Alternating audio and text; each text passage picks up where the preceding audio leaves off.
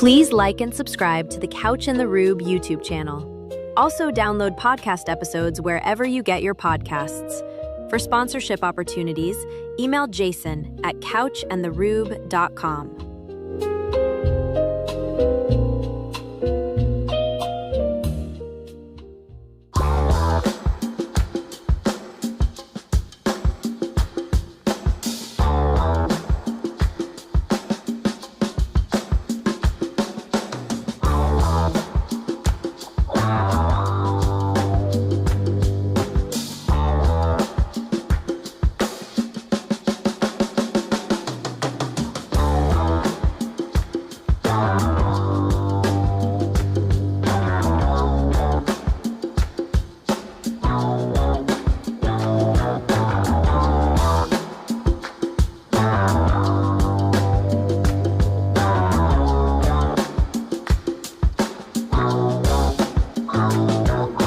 Coach my team.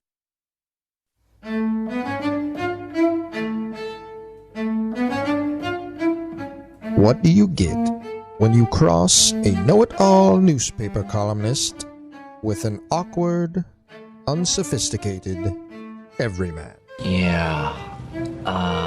Well, I'm just not sure about that right now.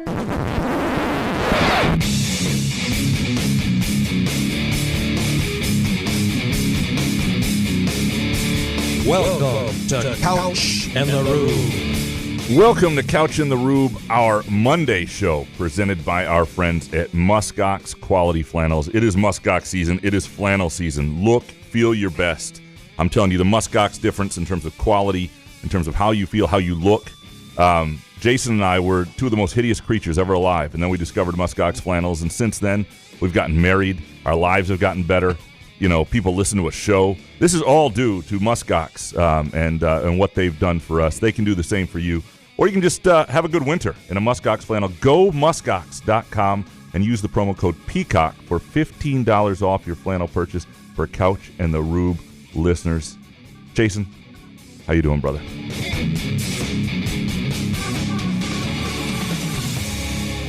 Why don't you write something? Why don't you write something, huh? Why don't you write something? Really good pianist. Absolutely. I mean, fucking everybody masturbates. What's up, man? Why were you posting softcore porn on the Couch and the Rube account, the Twitter account? No, it was a joke. It was a young woman who was at the Grammys. Who is it? I don't even know who it is. I don't even know who the actress is or no? the singer is or anything. The Grammys are singers. Yeah. Singers, yeah. Clearly, you don't know Chapel Roan? I don't. Oh. I don't. You don't know Pink Pony Club? I listened to that, and the T's dad was driving. We had a 5-year-old in the car, and he likes Chapel Roan's Pink Pony Club. They weren't in a Hallmark movie shit. or Les Mis. I don't. It's one of the worst songs of all time. But anyway, shout out to her for wearing nothing. Oh my goodness! Can you imagine wearing? By the way, what I tweeted was just suggesting that this is what we looked like before a Muskox flannel. Well, what she was wearing, she had like some nipple tassel thing. Like you could see her whole boob. Wholly inappropriate. Entirely inappropriate. For who? Well, I mean, no one told you to post it. There's no children watching. I'm just saying, like, I mean, kids suck on those things. I mean, for what? 6 months, 7 months, 2 years? Okay. How many years do kids suck on boobies? Well, I mean, like that's why we get so like, oh, what about the children? But I mean, they're square up to a tit for like at least 9 months, right? Is it 9? I don't have children. I remember watching The Last Emperor on HBO when I was a kid, and that was like the kid was like 7 or 8. I mean, it was bizarre. Sucking out of teeth. Wasn't something I went to go grab mom real quick. Hey, mom, what am I missing out on here? One of those overnights at a divorced parent's house where you're watching something you weren't supposed to be watching. Like 9 years old. You know how that is. Scrambled porn. Yeah. So there was that. Wait till they go out. Yeah. Anyway, what are we talking about? Well, what's going on? Yeah, lots of stuff going on. Tom Izzo got in your guys' ass today. That was great. That's why we're on late. Sorry, everybody. Yeah, no, I had to get these clips here. Yeah, I was a little late getting out of the Izzo presser and getting this going for those who listen to us live. Old Tom, huh? It wasn't. I'm not talking about Michigan. The funny thing is, that it was never intended to do that to him, but I had a feeling it would. The idea is, does your face do it?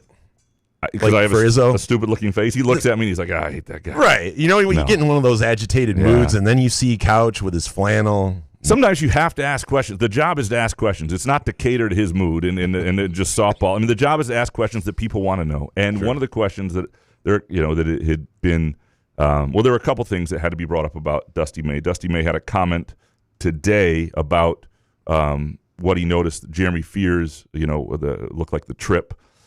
trying to trip one of Michigan's players on an offensive possession, and some other maybe things that were out of bounds. And so you had to ask him about that, and Connor Eargood did. And then toward the end, the other thing is the handshake. It was on national TV. A lot of people noticed it. It's been brought up to me tons and tons of times. It did not look like the usual Tom Izzo handshake. It happened in a very public place, and he was, and anyway. Well, this is what Tom Izzo said. It's been brought up to me a lot. Did you notice that? Was there anything to that? You guys, no. I mean, some guys I talk to, I have no interest in talking to my rival. Some guys I don't. I mean, it was a handshake. Walk by. It was a handshake. It was probably no different than the one last year, if you really got right down to it. So, they're 20-1 or whatever they are, and we're 19-3, whatever we are. There should be a lot bigger things to get into. Is worried about the god darn handshake. So sorry, but you guys got to have something that's controversial. So, let's see, what could I make controversial?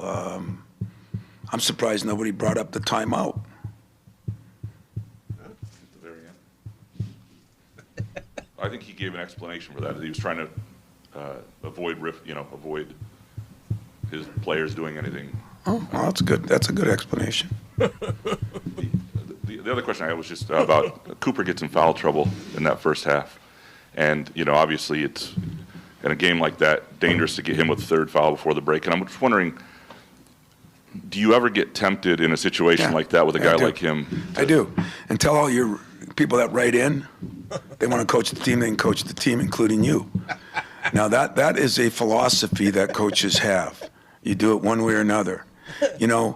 But I just want you to know, when you've been here 30 years, and you've had different writers and different fans, and I have played guys with two and gotten their third. And you know what the same writers and the same fans said? Why in the hell would you do that? So, if I'm a little testy on it, you guys, I invite you to practice once a week. 3/4 of you come for like 20 minutes. I invite you for the whole frickin' practice. Come on and watch. You get an idea on why he plays some guys. Well, that is his fault then. Here, let me make this clear.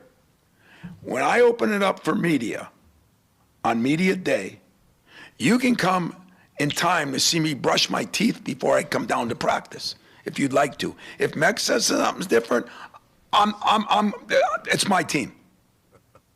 That's the way it is. Normally, he says, what time should I have him come? Do I say any time? Whenever. And then he says, well, what time will you be done? And I said, 5 o'clock, 5:15, whatever I say. He says, well, then I'll tell him 4:30. You know why?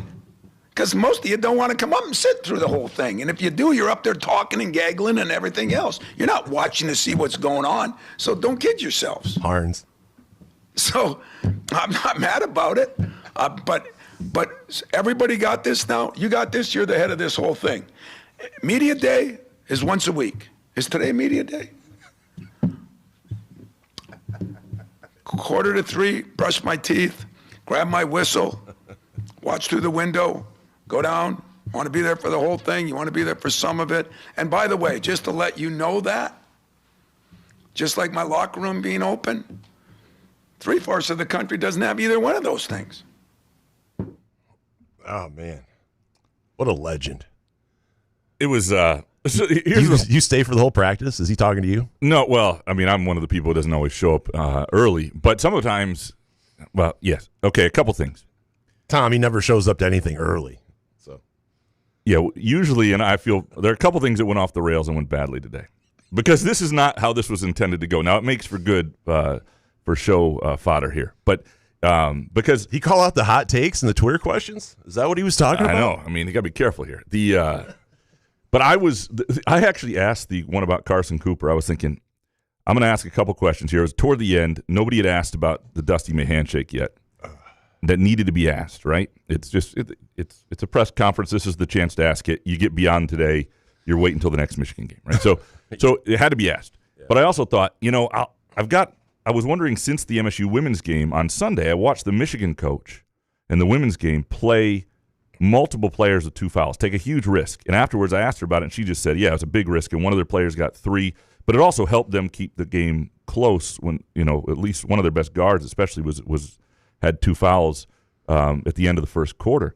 And so I just started thinking, a lot of Cooper's games, best games, or worst games, I should say, are when he gets in foul trouble. Same with Kohler. And those guys get out of a rhythm, and then they come into the second half, and it's never quite the same as it would have been. And I didn't get into all that, but I thought, well, if I ask this basketball question after the Dusty May thing, because this was supposed to be the last question of the presser, too. It'll at least change the tenor and the tone. He can answer a basketball question, and we won't, not everything leaves on. But he was so ticked off about the Dusty thing, and then he was more pissed off about the 2-question thing, which was not the intent. Nobody's, I actually agree with him on the auto bench, because I don't trust officials, as we say here. College refs are ass, right? Complete ass, yes. Yeah. So I actually agree with more coaches in that situation. Not the auto bench. There are times you can't do it, but I understand where he's coming from and would probably lean that way myself. But anyway, and then in the middle of it, when he starts talking about, how long we're there for practice, Solari then points over at the SID at Mex Carey, like he's the one who doesn't let us in the whole time. And then so Izzo, he gets dragged in. I felt bad for Mex. And look, I mean, everybody's fine. Everything's great. And here's the thing about Izzo. That would happen more often. That was entertaining. 100%. I could listen to that over this show. Best thing about Izzo, and there are good things about Izzo, but this is the best thing. Oh, there is? He will not hold a grudge on that, right? The best thing from a media standpoint. Against who? Against any of us. Oh. Any of it. Against writers, reporters, practice will be open, the locker room remains open. He's been pissed at different people for 30 years. I mean, some of the conversations he had with Joe Rexrode, Joe wrote about it in his farewell column. I mean, I think he was walking into a daycare with Izzo yelling F you on the phone to him, basically trying to pick up his kid at one point. And yet their relationship ended. It's just the thing with Izzo that's good. He gets it out. How he feels is how he feels. You're going to know it in that moment. But he's not. There's no. And he calls ramifications. Well. And if he has a problem with you, that's really what upset. I respect the most. Absolutely. Is calling someone on a phone verbally and telling them why why you're upset at them. We should do that more as human beings, right? And here's the thing: there was something to that handshake. He can say there wasn't. He wasn't upset, but I've watched him shake a million coaches' hands. Yes. And I don't have a recall of everything. There were periods in his tenure where he didn't love Bo Ryan, and then they became friends later. That usually happens with guys who stick around and whatnot. And I don't, I know there are a couple coaches he's played in the NCAA tournament that he didn't necessarily love in terms of their tact of doing things. And so I'm sure there have been other situations, but that's not how it usually looks. And it happens on national television in front of a sold-out crowd, and it's a fair question, and it's one that should be asked and today. It's a rivalry, yes, too, right? It's what people want more to hear about than the matchup against Minnesota, and that's just the reality of the interest in this sport and the interest in him, whether it's positive or from rival fan bases negative. Dusty May was asked about it today, and do I think Izzo loves Dusty May? I do not. Do I think it drives him a little nuts that Dusty May has sort of early on, I don't want to say mastered, but doing this new way of college basketball pretty damn well, right in his own state. Now he has a massive budget and he has some advantages there and other things, but in terms of roster construction, in terms of identifying guys, he's doing it better than Kentucky, put it that way, with a big budget. I think it probably drives Izzo a little nuts, and after losing your rival, I don't anticipate this hug, but it was a blow by, right? And so it because he usually stops, pats you on the shoulder a little bit, says a couple words, and then moves on. But so what? In any stage of your life, right? Not even a rival, you're just not going to mesh with certain people, right? I mean, what's the big deal? I mean, Danny Hurley, everybody gets along with Danny Hurley. Yeah. I watched the guy coach from the sidelines. I'm like, I can't stand this dude. But anyway. And here's the thing that Izzo understands, ultimately, and he'll be a little annoyed at times over certain things, but he understands, and he got this from Heathcote a long time ago, that everybody's got a job to do. And in a press conference setting, our job is to ask questions that we think are pertinent to the situation, no matter how he feels or reacts to them. And the goal is not to piss him off. I've been in press conferences with coaches where I thought, I'm going to needle them a little bit. We're going to get something. This was not that. I knew it could go there. I was, whatever, but it had to be asked. And it was. And so we got the answer we got, and everybody moves on. Well, sort of. We're going to have a lot of questions about it in the show. But after today's show, a lot of people move on. I just love when he asked you about the timeout. I just could not imagine being in that room, like an Izzo asking me a follow-up. I don't know. Well, it took me a second. That's why I don't go to these. It took me a minute to figure out what he was talking about, and then it was the time. But Dusty May answered that. To Dusty May's credit, he was asked about the timeout in the last seconds, and he said he wanted to make sure his players weren't involved in any riffraff at the very end. And so he was, after the way the last year's game ended at Breslin, that was a smart thing to do. I don't think there was any problem there. So whatever issues people have with Dusty May, and there are arguments, whatever. But that shouldn't be one of them. But it's also, I think it's okay if Dusty May doesn't like Izzo, right? Why is that such a crazy thing to? I mean, he's not going to openly say it or something like that, but maybe he doesn't like the way Izzo does things or critiques his program. And May was asked today about Fears and some of look, and Fears plays on the edge. He does, and that's good and to a point. And Izzo's got to defend his guy, and May's got to defend his guys because that trip. Now it wasn't as pronounced as this, but I mean I remember a lot of years ago when a guy named Teddy DuPay did that to Mateen Cleaves in a national championship game. You stick out your leg and try and take a guy down, it can have repercussions, right? You got to be, but I mean, that's part of who Fears is getting your head, I remember being taught. But what Teddy DuPay did was real cheap. It was bad. It was on a break. It was dangerous because it was on the break, right? Yeah. It was not good. But I remember years ago, when I was playing pickup hoops over at Lansing Community College with some guys on the team. Of course. Against your mom? Bring it back to myself. Swatting her shit? I don't know if she was there that night. But one of the guys was telling me, her glasses. He was telling me how to play post defense. And what they used to do is they would take their hand out like straight, like you were running with your hand out straight but not in a fist or whatever. And you're behind a player in post, and you take a flexed hand out like that, and you jab somebody's kidney. So if they're about to catch a post pass, the refs rarely see it. You just take the edge of your hand and jab it into their kidney. That's how they played. Lose an eye with an elbow to the eyeball. I'm saying that shit. Yeah, people have been playing on the edge for a long time. Do that to Isaiah Stewart. Well, you got to know who your opponent is. I wouldn't do anything. Someone you can kick their ass. I mean, you have to. Can I kick this person's ass? I'm going to punch him in the kidneys. Who told you that shit? I wouldn't do anything to Isaiah Stewart. I don't know if there are many boxers in this world that I would fear more than fighting Isaiah Stewart. It's amazing. It's pretty remarkable. Yeah. Do you have a first take here? Oh, we're doing takes? I just saw you Saturday. What could have happened in the short amount of hours? I thought we were getting to the listeners things here. I mean, I'll do a quick. Saw you Saturday. Let me do a quick one before. Michigan State needs a shooter, right? Needs a 2. No. What do we? We're gonna get into. What's your first take, Graham? We're gonna get all. Well, there sucks to not have football. What's your next one? You know what? All of these can be done through the listener take. So let's just do that. Let's do that. I can't believe Izzo called it out though. No, that's amazing. So there are days like this where Izzo just needs a Muskox flannel. Everything feels better. Go muskox.com, Tom. Promo code Peacock. And Chapel Row needs one too. Eric Schultz up first. Number 1, that comeback doesn't happen at Chrysler or a neutral site. You know it. I know it. While it might not be time to panic, acting like this team's ceiling as it currently sits isn't a step below the program expectation is ignorant. And 2, what we're seeing from Kohler is the closest thing we've seen to Appling since Appling. 5 for his last 26 from 3, single-digit rebounds in 7 of the last 8, including in the last 2 combined. What in the name of everything's holy happened? And 3, the Illinois game is obviously huge, but how they respond at Minnesota might tell us even more. This guy knows ball.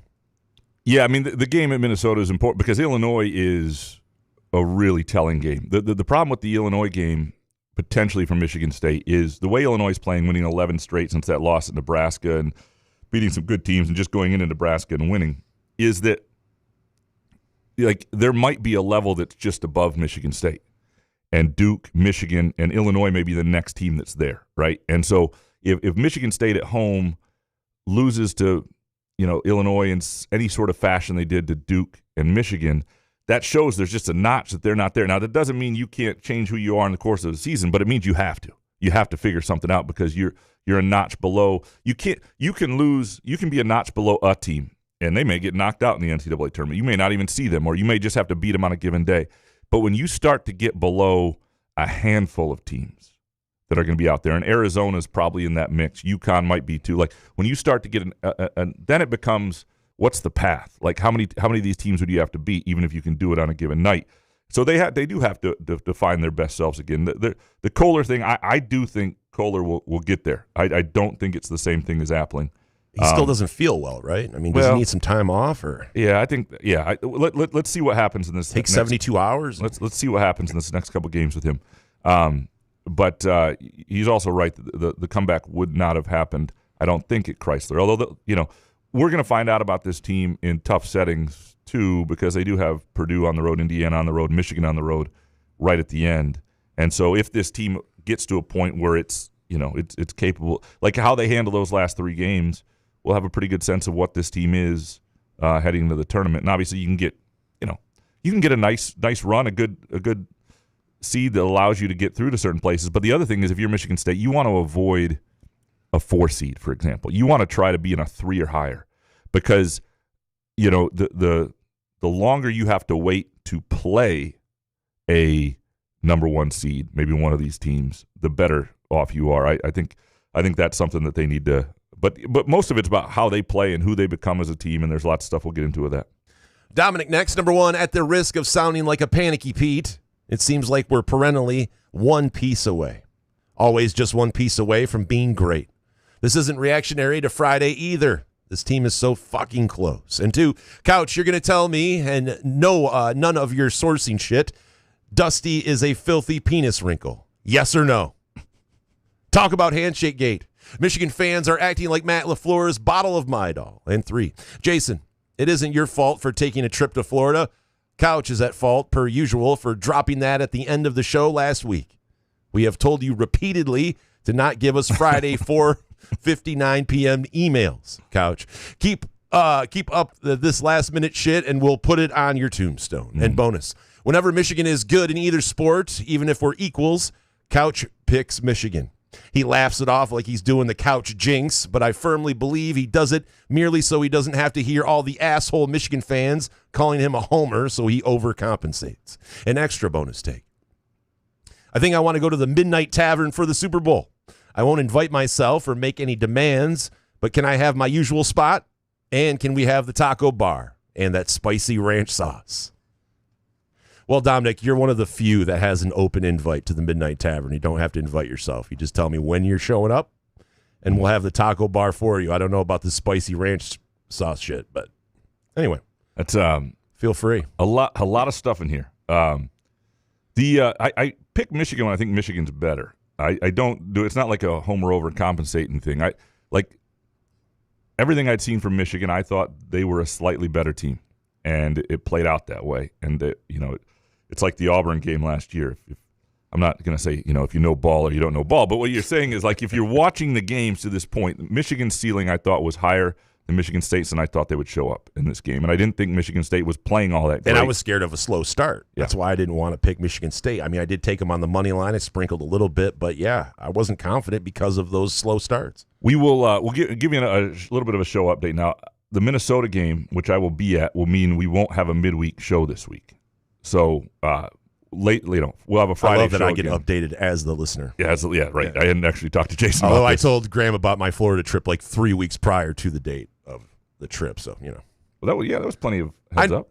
Well, I know, but Dominic was complaining that you just said it at the end of a show. Yeah, said, hey, we won't. That's what I'm saying. I tried to let it earlier. I was going to talk to you about it after the show, but now I realize that would have done the same thing, and I didn't want to do that to Dominic. So save time. We will we will definitely be back on Friday. We did come in on Saturday because we thought it was important after that game to. We want so much credit for that Saturday show, don't we? Hey, come on, we were here on Saturday. Max Spade next. Dusty May is made of granite, concrete, rebar, and carbon nanotubes. I thought of Michigan would crumble under the pressure. They did the opposite. Tom Izzo has a worthy adversary.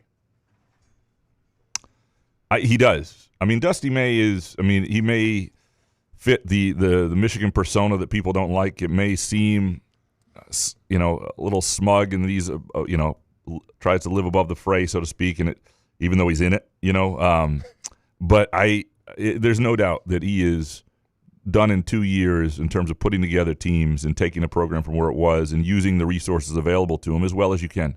I'm not talking about Michigan. And I think Izzo knows that. And, he's had worthy adversaries in that rivalry before.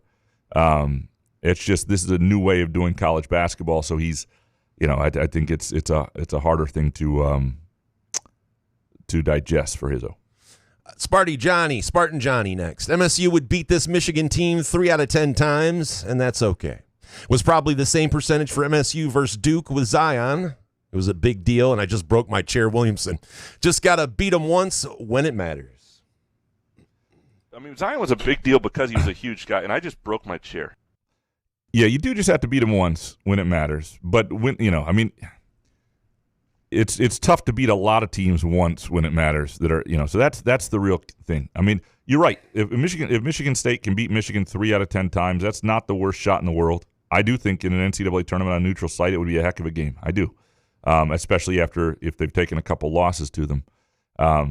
But, the question is, what happens against Duke? What happens against Illinois? What happens? And they may be fine. Like, Michigan State is still a 19-3 team that's 9-2 in the Big Ten, and I know they haven't played the toughest part of their schedule yet, but there's a lot of really good things about this MSU team, and I still argue that this MSU team has a higher ceiling than last year's for because of its length and its interior presence and Jeremy Fears' game. It was interesting today to listen to Izzo talk about Fears.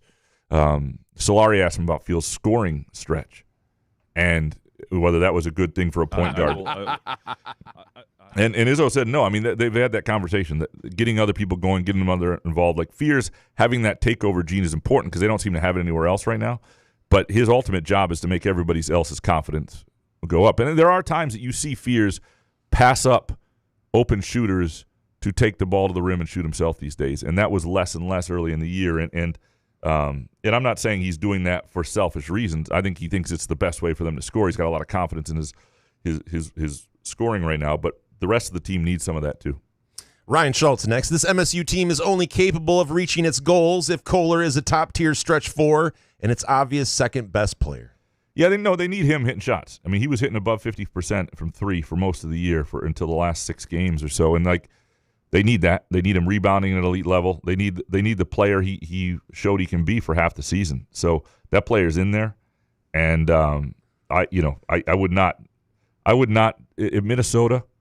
If he shoots 12 threes, I would get him in a rhythm. I would just work on getting Jackson Kohler the ball. And I'm not saying you do that if he just shoots it over, being guarded and all that stuff. But I would use this game to try to get right some guys who aren't right. And I think that goes for a guy like Cam Ward, too, who I think is a really important part of this. But he's sick, too, right?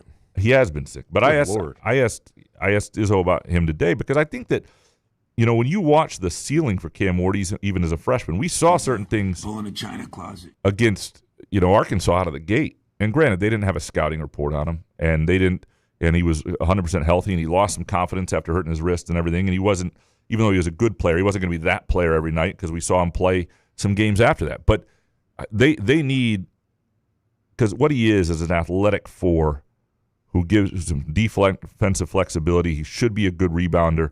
He should be somebody who can score inside with some strength, like all that. They need that out of him. There's some promising moments from Jesse McCullough the other day, but and maybe they need a little more of him. But Cam Ward is a big part of things. And these sort of games, I know it's on the road. I know Minnesota's had a lot of, Minnesota's not a pushover. They were up on about 4 or 5 teams they've lost to recently. So it's not like you're just going to walk over them. But, this is a game where you got to try and get some things going for yourself before you get back and play Illinois. Richard Kane next. Well, that sucked. Here's a limerick Graham might have composed about grilled cheese, and I hope you enjoy it. There once was a grilled cheese on a run, from the pan like a team having fun. Crisp edges, tight melt, clutch bite you could feel it. A comfort food win. 1-0, well done. Jesus. What kind of weed do you smoke, Richard Kane? Solid. I want to join you, dude. What kind of strain do you have to use to come up with a limerick about fucking grilled cheese? What do we do? Oh, he's got another.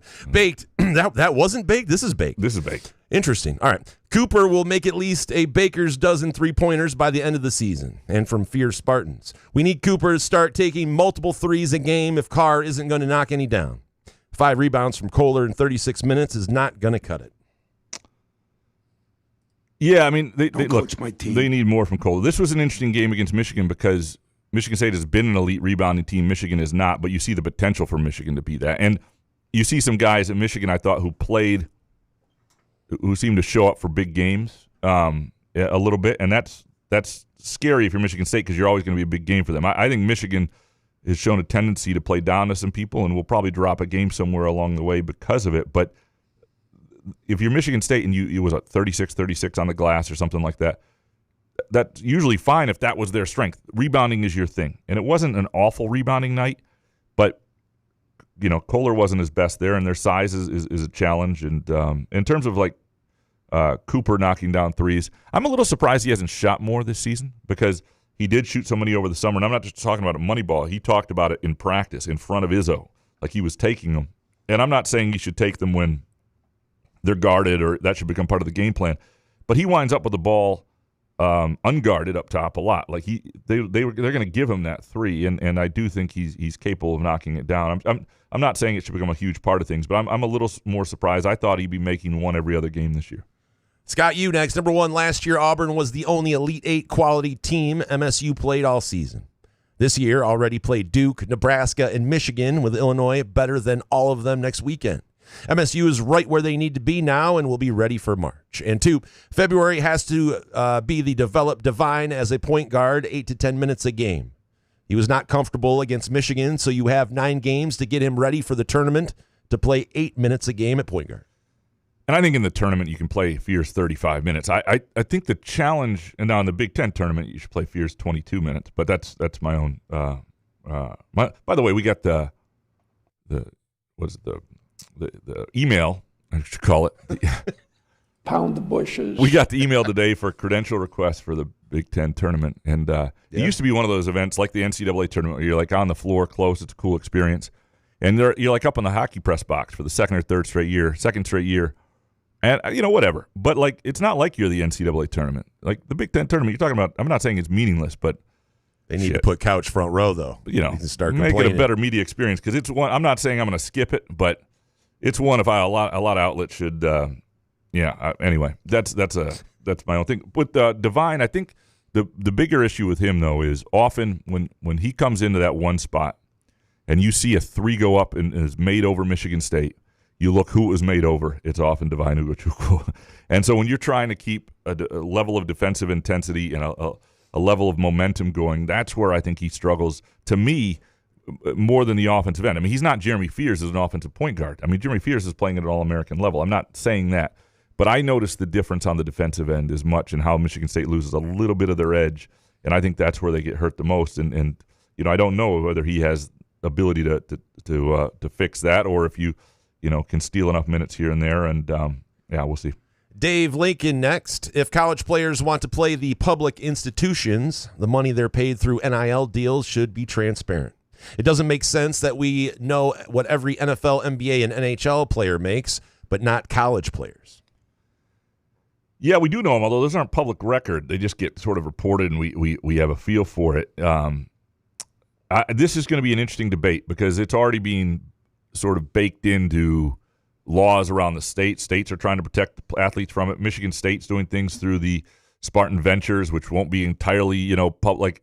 If that's where the NIL and the rev share is paid, will we know? I think, frankly, what's done in the rev share should be pretty public.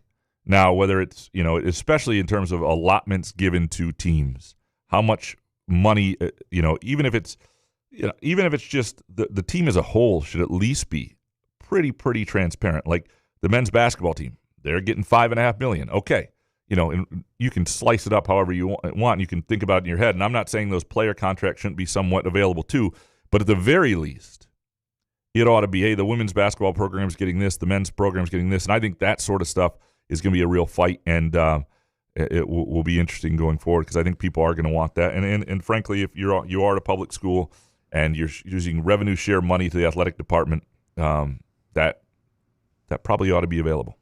Alan Perlstein next. These sub 20% from 3 games for MSU have become too frequent to be considered one-offs. Double-digit turnover games have already been accepted as an every game statistic. Yeah, they got to improve there. But if you look at, hold on, give me some Hoff for 1 second. Hoff.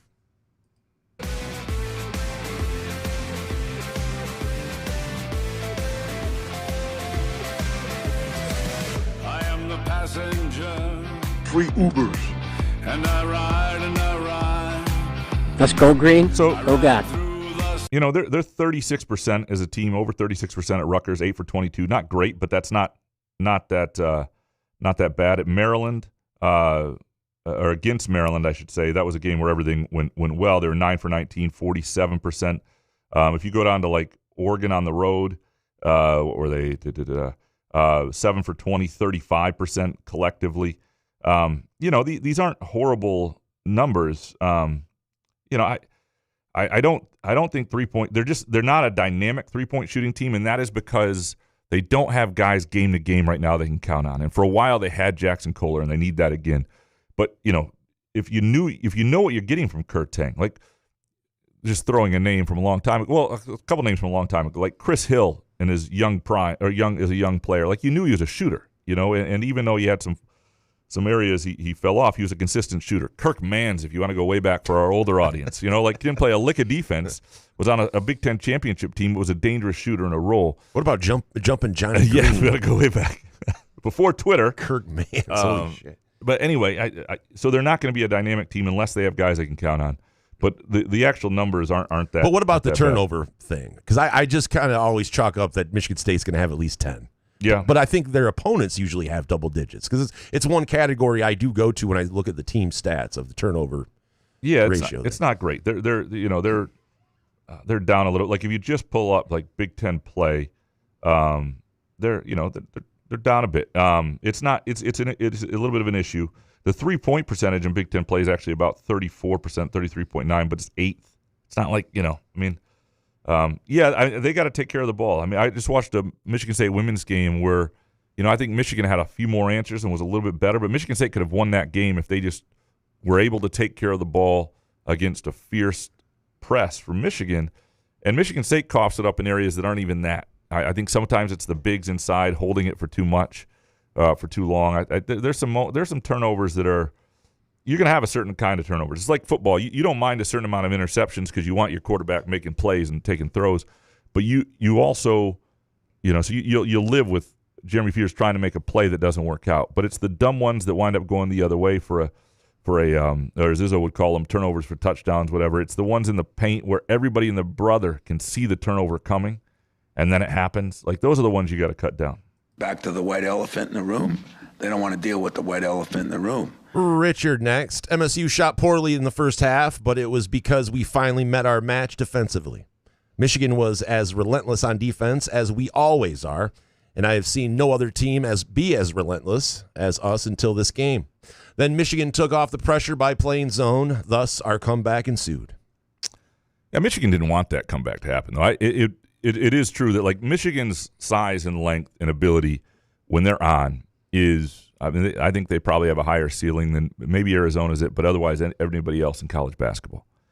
And so you have to keep them from reaching their ceiling, and you have to reach yours and play well. And they just have, they've got incredible size. They've got a lot of talent. And but Michigan State figured some things out. We'll see what it looks like in the next matchup. The problem with the next matchup is it's at Chrysler, right? You don't have that crowd behind you. I don't know. There were times I didn't know how much this crowd helped Michigan State in this game. And it's not that the crowd was bad, but I think we talked about this Saturday. There just was so much, and there often is in these rivalry games, so much emotional BS. And like I said, there were some questionable calls. There were some. I mean, there, no question. And there were some momentum-changing calls. But if you are a ref and you get every call right in a game like this, if it's not going for Michigan, the crowd is going to scream bloody murder on every situation. And it doesn't.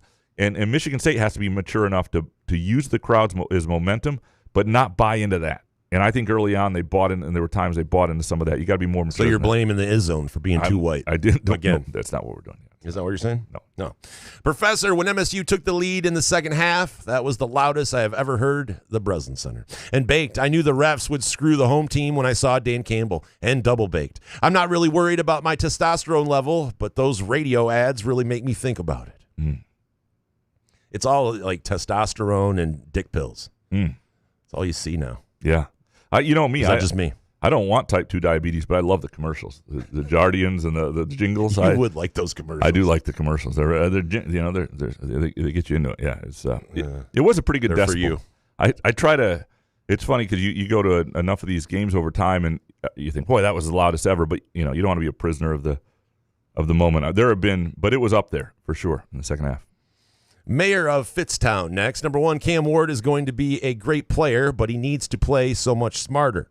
Every game, it seems like he does something completely boneheaded. And 2, if McCullough can develop on defense and Ethan Taylor can contribute right away, this MSU team will be the title favorite next year at this time. I think Taylor's going to contribute. I don't think he's ready to start in the Big Ten. And so I can't talk about next year. Yeah, but I do think they could be, if they get Fears back and they get Carr back and everybody takes the steps they should, they could be like a seasoned 5-man away from being as complete as they've been, really since 2017-18 in terms of just talent. Now that team had just didn't function completely as well as it should have. But and when I mean a 5-man, it's like a Carson Cooper level 5. I'm not saying they have to, break the bank for a guy who, needs the ball in his hands or can't shoot free throws. But, I'm thinking about the guy who went to Indiana a year ago. But, you don't have to do that stuff. But they do need to. I think they're going to need to find another 5 and somebody who's a veteran to give them a year. And that should be an easy sell. I mean, it really should in some ways, because you want to be part of that team. There's a role for you. There's got to be guys out there who want to do that. Bibby next. Izzo will get swept by Michigan in return for one more year. All eggs pushed in for 2027 Final Four in Detroit.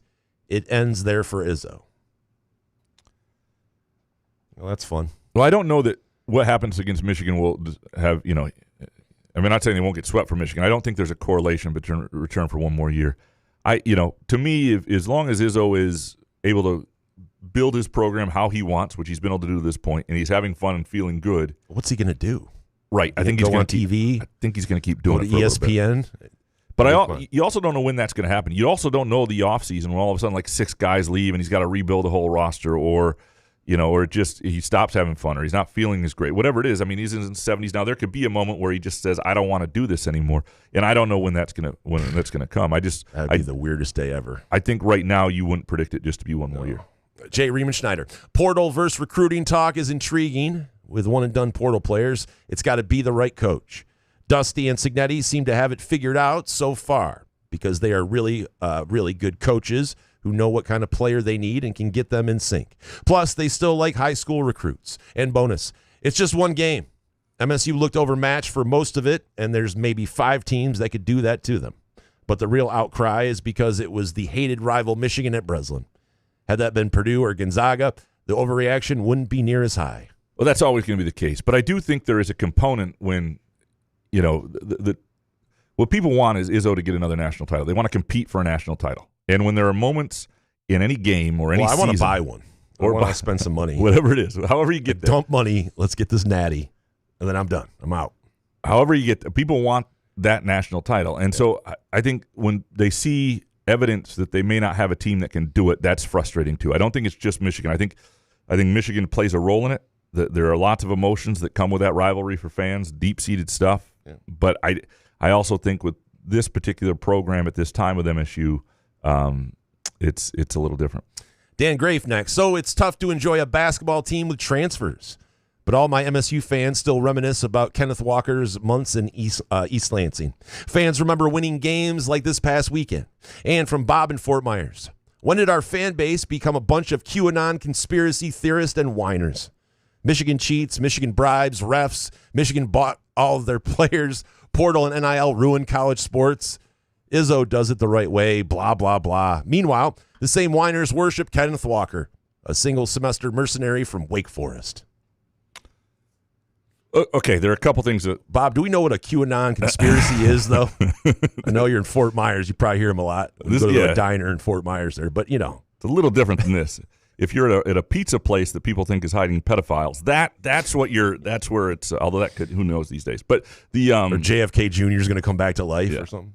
Yeah. To the point, though, I think there are 2 things here. One is you're absolutely right in the idea that people would if the whole situation was reversed, if MSU had gone out and built this team through the portal and essentially purchased it by having more resources on the people, but also identifying the right players.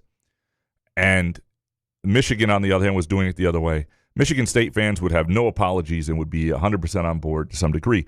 I also think, though, it is true that you enjoy something less you don't connect with.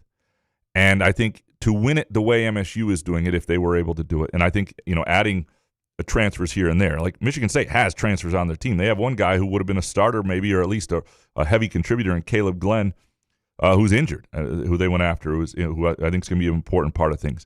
And so there is absolutely something with the Kenneth Walker thing in terms of who he belongs to, in terms of his alma mater and what. And he was unbelievable in 1 year, just like legendary status. And should have been invited to the Heisman thing. 100%. So I think two things can be true here. I do think purchasing a championship with a roster that's year to year, not purchasing because you still have to win it. Kentucky's tried to purchase it. Purchasing a championship, but I would say building a championship with immense resources with guys who have not had any connection to the to the team program before the year they do it. I think probably has a little less satisfaction. I don't know that it will for Michigan fans because it's basketball and they feel differently about basketball anyway. They don't even know how to feel about basketball. It's a different mindset. If they're winning in basketball, it's like, oh, we're great at this too. You guys all suck. Like but I get what you're saying, Dan, and it's absolutely true that if Michigan State were in the opposite situation, while there would be some people who didn't love it, they would be happy to beat Michigan that way and they would enjoy a win like that. Tim next. Graham, you have said the same point about transfers and lack of connection, which is so unlike you to run a bit or a point into the ground. So you must have a lot of conviction. Can you explain how Yaxel is any different than Jace? Both one-year players. Who cares if it was year 1 or year 4? And Graham, your no TD Super Bowl bet makes no sense. You always say $250 paid $70K, but you don't even wager $250 on bets you believe can hit. You were never going to bet $250 on an absolute Hail Mary. I think it's time you retire this one take. Take it off the next calendar of scheduled bits for 2027. And from Lion, that's never happening. And from Lion's reply guy, can someone please make a graphic of Graham's bets? Dude has a kicker MVP, no touchdown, and a missed extra point. This game is already going to be terrible, but watching it with Graham rooting for these would make me take myself out. Good stuff from Tim and Lion's reply guy. Yeah, let's get a graphic of ass. Yeah. Fucking kicker MVP. Like, the serious tone of it with Harry, too, on Saturday. That was the best part. Yeah, I know. You know what, guys? I'm looking at kicker MVP here. And didn't he mention the kicker's name? Like, he just wants complete ass. You're totally right. And the way that the whole $250 thing happened, it is not something I bet now ever. Like, I try to bet it every year if I can find it and the value is good, but I bet like 20 on it because it's not what happened that year. But when you tell the original story, you say $250. Because here's what happened. The original story, I forget. I was trying to see what the limit was, and I think the limit was $250. And so I was like, what would this be if you did it's a max $250 or something? And I said, because a lot of prop bets only let you do so much. And I was like, oh, what would that actually pay? And so I typed it in, and I was like, it was $77K. I was like, oh, that's pretty cool. And then I thought I should put some on that, and I didn't.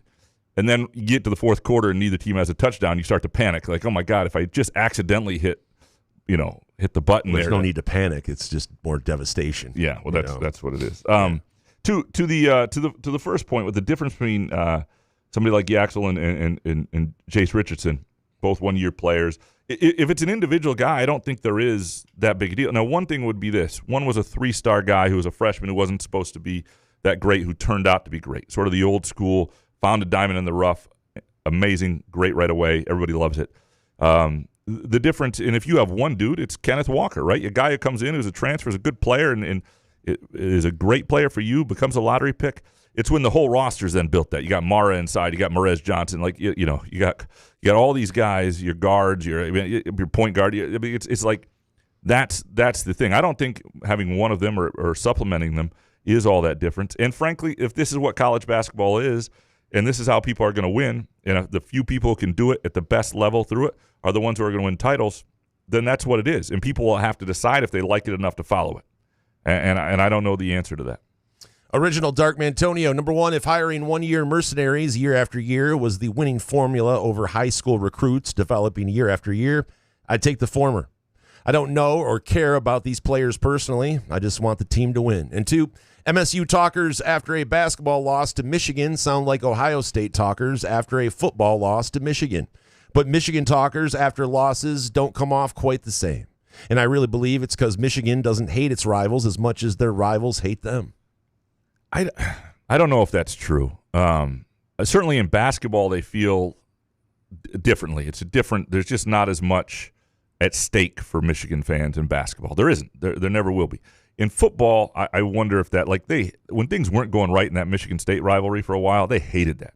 They may care about beating Ohio State as the game, but they hate losing to Michigan State. And when things were going wrong for 16 years against Ohio State, I think they hated that. It's when they're on top of the world and they can kind of walk on air with a little bit of a smug dustiness, that it works. And it's sort of the persona. But I don't think it's a lack of care. I really, really don't.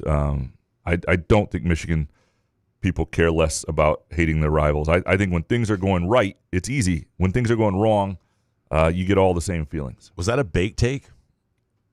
That Michigan doesn't care? Michigan fans don't care about their rivals? He's a Michigan fan, so I mean, I know he has a sense. Yeah. Okay. Cassius's headband. There is a deeper reason Izzo blew through the dusty handshake at the end of the game.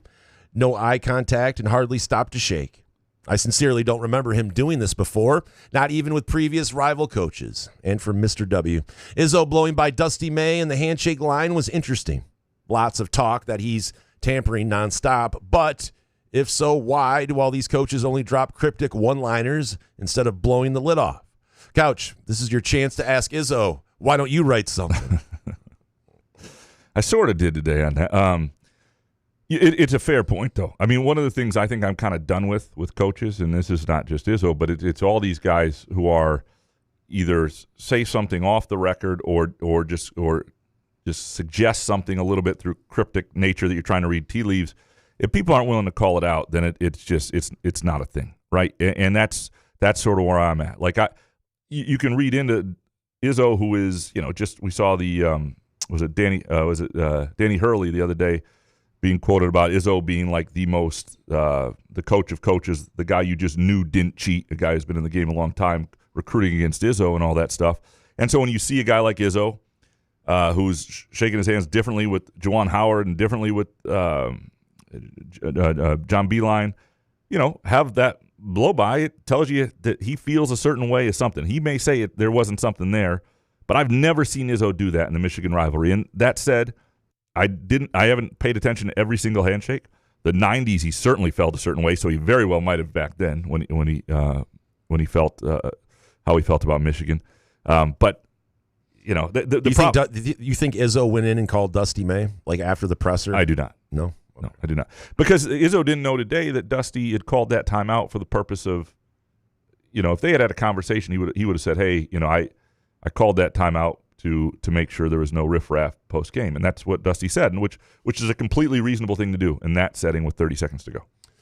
Ruggin Tub next. Number 1, the game shows the difference that's between MSU and Michigan.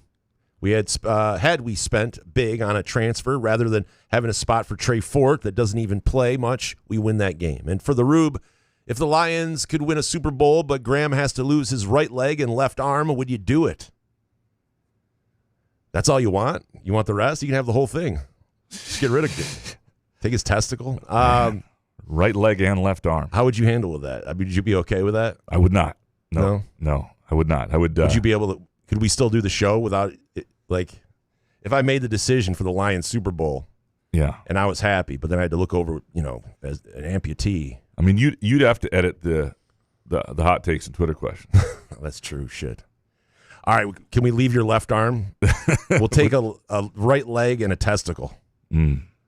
Still not really down with that. But, all right. But it's more of a conversation. You get one of those cool foing legs, like that one runner guy that killed his wife. Okay, yeah. No. So maybe you take both legs, and you could have those foing legs, and then you could dunk. Win-win. Lions win a Super Bowl. Graham can dunk. He's got foing legs and can still do the takes. Yeah, there you go. There's your answer. Okay, yeah. It's good to know.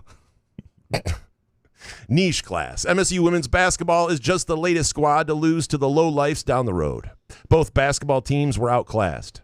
If both get swept this year, it seems like a program ceiling level indictment on both. I don't think it's that because for a couple things. One, look, Michigan women have an incredible sophomore class, and that group is going to be a bear. We'll see what Robin Freilich does in recruiting and building this roster out and developing players like Kennedy Blair, who was a bit player last year, has become a tremendous player, and they have a couple injuries as well. But Blair the Bear. But you're always going to have injuries, I think, in women's basketball to some degree, and you have to have enough talent and depth to get through it. Like, this was a pretty close game. This was not like – this was – I too think Michigan was a little bit better, and we'll see it in a couple weeks in Ann Arbor. But year to year, I don't know that says anything other than why this group of players is at Michigan will be tough. With the men, it is so hard to build it the way Dusty May is doing, and he has done it incredibly. It's hard to do what Izzo is doing. But to do it year over year, like last year's Michigan team didn't have this much firepower. There are always going to be these guys in the portal. Like, these are the top transfers pretty much. These were guys like you identify the guys that anybody would want, and they got them, right, in a lot of ways. And maybe one of the things he's doing, somebody referenced Kurt Signetti earlier, original Darkman Antonio. The thing that happens is you show a little success and you show what you can do with transfers, and people want to be part of it. So maybe it builds on itself, and that works. But I don't know that what Michigan's doing is easily sustainable. I think it's really hard to do what they're doing, and they've just been really good at it. In terms of Michigan State, it'll depend on what they like. They have a heck of a roster next year potentially. They may need a little more fortitude inside, and we'll see if they come up with it. Dino Spumoni next. Fears flopping was a big factor with Cadeau's dagger three-pointer. Tried to flop on a screen, and the refs had enough. Also, video evidence of him trying to trip Yaks. His style will backfire with more film on it. Will cost MSU when it matters most. He's got to be aware of it, and Izzo said today that they went over it because it does matter. You cannot have the thing about college basketball, unlike the NBA, is technicals are personal fouls, and you only get 5 of them. So that you can't have stupid fouls. You can't have anything that gets thrown out of a game. They cannot win without Jeremy Fears. I don't know that they make the NCAA tournament if they didn't you don't have any him faith in Denim Wojcik? I'm not saying he's not capable. I read that column. In bit moments. I'm not saying that you don't have with Divine Ugochukwu, he's not a capable backup point guard. What I'm saying is Jeremy Fears you got to have him. This isn't like last year's team where behind Fears was Trey Holloman and Jace Richardson, guys who were just as capable where Fears was last year running the offense. They don't have anywhere near an equal. So he's got to be – they need him on the floor. They need him on the floor playing in big games at least 34 minutes. And so that's something he's got to be aware of. Faucet liquor next. Jeremy Fears is the most unethical basketball player since Grayson Allen. How much would MSU fans absolutely hate him if he played for Michigan? He is a foul-baiting hack. They would absolutely hate him. Well, Grayson Allen with like the white guy hateable face too. 100%. Yeah, he looked like Ted Cruz. Way worse to be white, looking like Ted Cruz doing this stuff. Yeah, but the Fears would be hated. Yes. The only place you're wrong, Faucet Liquor, is that the word hack. Like he is. I mean, that's where sometimes people have these opinions, and you're right. He is foul baiting. He is. Other people would hate him, but he's not a hack. He's an All-American caliber point guard, and he's got to be careful of this stuff. That's. But you're not wrong that he needs to be careful with it. Steve Beckman, Jeremy Fears will do something disrespectful to the court at the end of MSU's Big Ten clinching blowout victory at Chrysler Center, and it will be legendary. And bonus, after Alexander Zverev, is that right? Yeah. Zverev inexplicably blew his chance against a cramping Carlos Alcaraz, he won't win another ATP tournament for the rest of his career. Yeah, Zverev is frustrating. He just doesn't believe. That's the thing. Like, to be great, you not only have to have all the shots, which he does, and he has an unbelievable serve too. But wouldn't it suck to lose to a guy, even if he's like a great all-timer in Alcaraz, though? The guy's cramping, and you still can't beat him. Well, that's the problem for Zverev is that he does not believe he's going to win these matches. He gets on the cusp of it, and you can just tell. Like, the greats also have the belief, and he does not have it. Moneybag, it sucks that we're likely one shooter short of being a truly top-tier team, but the people blaming Izzo need to relax. Caleb Glenn should have been that guy. And bonus, Izzo should drop the hate them but respect them thing for now. He clearly, he clearly doesn't respect Dusty, and that's fine. However, He should have hung around the handshake line longer to make sure there weren't any offers being thrown at our players. That's one I can pretty well, like if you want to see Izzo explode and the whole thing fall apart, was be if Michigan took a Michigan State player in the portal. If Cohen Carr went to Michigan next year, and I'm not saying Cohen I think Carr I'm done would do too that. then. Yeah, a lot of people would be done. Tom. That press conference would be fuck do I? I'll just watch golf full time. Something. Seriously. Show over. John Naughty. It's not March yet. Anyone who's anyone knows what that means. We're the pure shooter away from being undefeated, and he's sitting on the bench rehabbing his knee. It's easy to forget Sparty's been down a key player all year. The Caleb Glenn injury definitely hurt them. He was not a 2. So that doesn't, and I think he would have come off the bench, and it would have been different rotations and all that. But we see bigger lineups with Jordan Scott too, and who knows what it all would have looked at. But there's no doubt that Caleb Glenn would help this team, and he's going to help the next team. I mean, I don't think they were ever hoping to have him back because the length of that injury. But even if he could come back at some point this year, the fact that he'll be 100% healthy, he'll be 16, 17 months out from the injury by the time he comes back, and he'll have 2 years of eligibility. That's a really nice piece. You already know that's like getting a transfer on next year's team, even if it hurt this year's team. Spartholomew, Friday's MSU loss didn't feel like just a normal Izzo January-February lull fest. MSU played scared first half, and Michigan let their foot off the gas to let us back in the second half. This team just doesn't have the depth and talent needed to win in March and April, at least not right now. Yeah, they're going to have to develop a lineup that they know they can. I mean, that's part of the reason I think you're going to see Jordan Scott starting at the 2. They need better starts. They need him in. He's going to have to play a little more. They've had other games where other guys have been critical. It's not like these other guys go away. They just need consistency out of that position, and they need consistency out from Kohler, and they got to get their mojo back on a couple things. But it is to this point now. They survived Rutgers, but it's just one loss right now. I mean, it's still a 9-2 team. This is why I think the Illinois game is so big, because I think these sort of games are really telling about where you are against top teams, and the Big Ten has more of them than it did a year ago. Michigan was not. I mean, Michigan was near the top of the Big Ten all last year, competing for a Big Ten title, and that Michigan team was nowhere near as good as this year's Big Ten team. Illinois was nowhere near as good as this year's Illinois team. The whole Big Ten is a lot better. I think Michigan State is better in certain ways, but can you compete with that and contend with that? And I think the top of the Big Ten is basically what the top of the country is, which is good in that sense.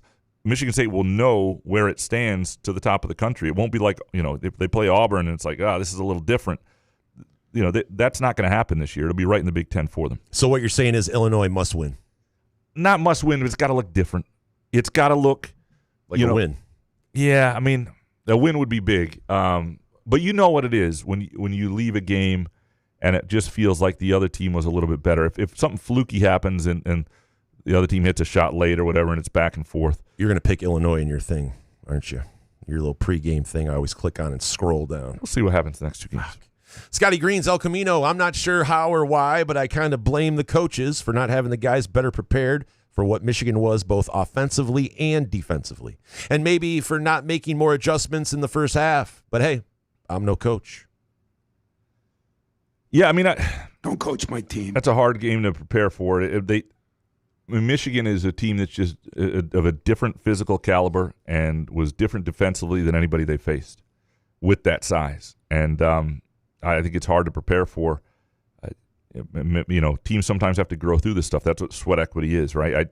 I'm not going to say the coaches did a perfect job because obviously it didn't look good out of the gate. I think a lot of that though is just that's a tough deal to prepare for. T-Bone's dad next. Will Cheddar jumping sideways into a defender initiating contact should be an offensive foul every time. Same with rip through threes where the offensive player has no true intent to make the shot. And from D-Rob 13. Jumping 3 feet sideways to initiate contact when attempting a jump shot is not a basketball play and should be a technical.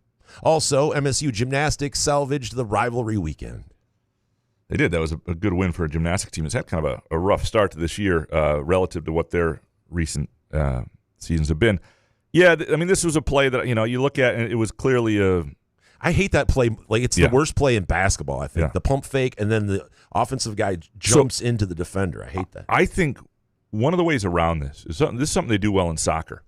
is, everybody talks about soccer guys fake when they fall and they get hurt and all this stuff. All of them, yes. Yeah, but they do in soccer, especially if they think a player is flopped or whatever, that player gets a yellow card. That player gets, there is a real penalty.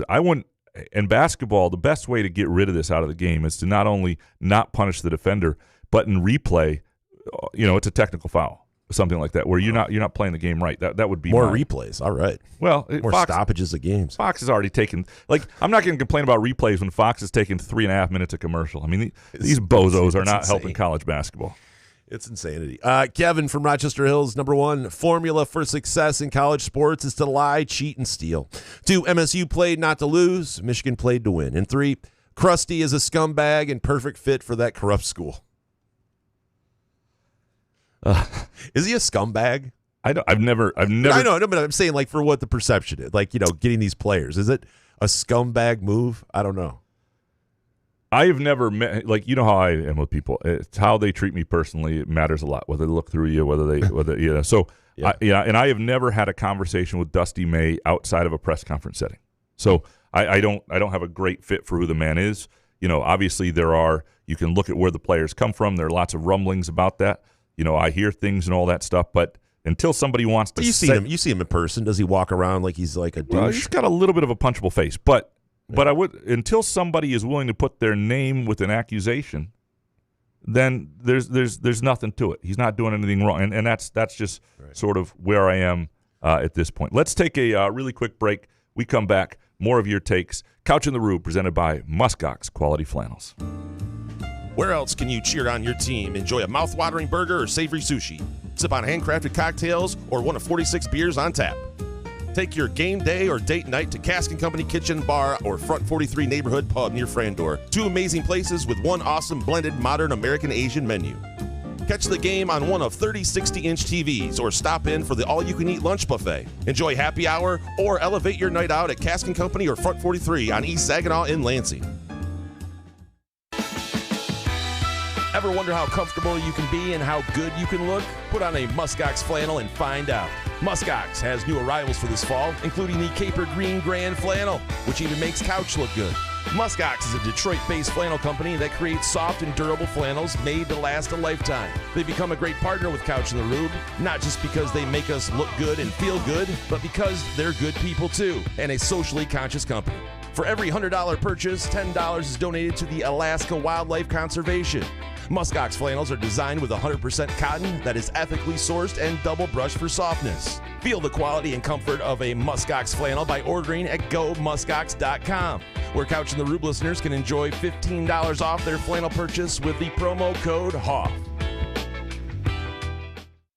Come enjoy irresistible, award-winning, handcrafted donuts and locally roasted coffee at Groovy Donuts. Surprise your family or coworkers with special holiday designs and flavors, or put the perfect finishing touch on an event with a custom order.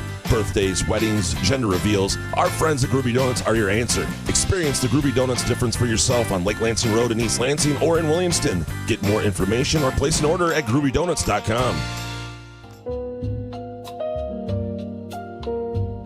Please like and subscribe to the Couch in the Rube YouTube channel.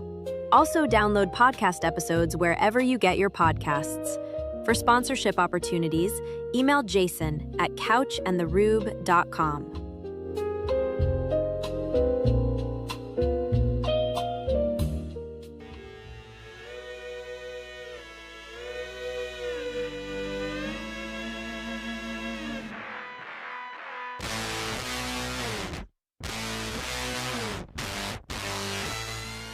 Couch in the Rube, our Monday afternoon show, presented by our friends at Muskox Quality Flannels, which, by the way, for the 3rd straight year have just been named the best overall flannel of 2026. That's the Field Grand Flannel from Gear Junkie. Gear Junkie, year after year, puts flannels through real use, cold mornings, long days, hardware, and side-by-side comparisons. And each time, the same flannel rises to the top. That's a Muskox flannel. I've had people commented on me. I was at a doctor's office not that long ago, and some really attractive nurse grabbed my arm and touched the flannel and was like, "Oh my God, what is this?" And that can happen to you as well. Go to you were wearing it, right? I was wearing it. Yeah. Go to gomuskox.com where you can check out their latest offerings and some of their old standbys, and as well as hats and tees. And you can use the promo code Peacock for $15 off your flannel purchase. Peacock? Did it really matter what she looked like? It would just have been nice to have a nurse touch your flannel. Really, yeah. It didn't. It helped, though. Yeah. Kurt Wisniewski, I'm in the planning phase for our annual MSU football game for the 12 of us. We have a real shitty away game record. It's got to end this year. What game would you recommend? I think it's got to be Wisconsin because there are a couple reasons. I don't think there's really a comparison. Now, you could do L.A. if you want to do the L.A. trip, and that's October 24th. Not a bad time to be in L.A., but to me, quintessential fall, right? You're talking October 3rd in Madison, Wisconsin. Leaves are starting to turn. It's a sweet environment. The program in Wisconsin right now is not at an all-time high, so there's a chance for Michigan State in that game. Because you look at the other games, first of all, in the peak of fall, there's not – I mean, Notre Dame would be a classic, and I'm not saying don't do that. And Notre Dame would be fun to do as a bucket list thing. You just worry about where Michigan State's program is relative to where Notre Dame's program is and what that experience is going to be like. And as long as you go in prepared, that's really cool. Well, it's like you said, you just have to know what you want to do. Right. What you want to go for the legendary thing, you go Notre Dame. If you want to get cheaper tickets, Wisconsin's probably the way to go. Wisconsin's awesome. Underrated one, though, is if you're worried about too much family at Thanksgiving. Yeah. Nothing. I mean, you go to Piscataway on November 28th. Yeah. Your family is out of there by Thursday night, so you can get on a flight to get to Rutgers. Just throwing that out there if you're worried about too much family. But to me, Madison, Wisconsin in the fall, they don't play there very often. They don't play at Notre Dame very often anymore either. I would do one of those two games, but just sort of know the expectation of competition and what you want it to be. And to me, Madison on a and the other thing about Madison is you can get hotels still. I mean, I booked a few right away. May have some extra rooms if you need it.